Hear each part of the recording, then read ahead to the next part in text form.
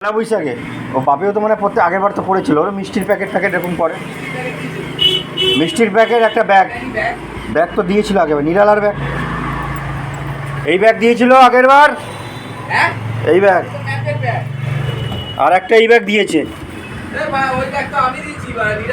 তো দেখি তুই যদি বন্ধু আস আমাকে একটা ভালো ব্যাগ দে। না না এইটা না না, এটা তোর, এটা ওরা দিয়েছিল, বাপি দিয়েছে, নিরালা লেখা আছে, বুঝতে পেরেছি। না না না না না না না, কবে কবে তোর মালিক 1 টাকাও খাওয়ায়নি।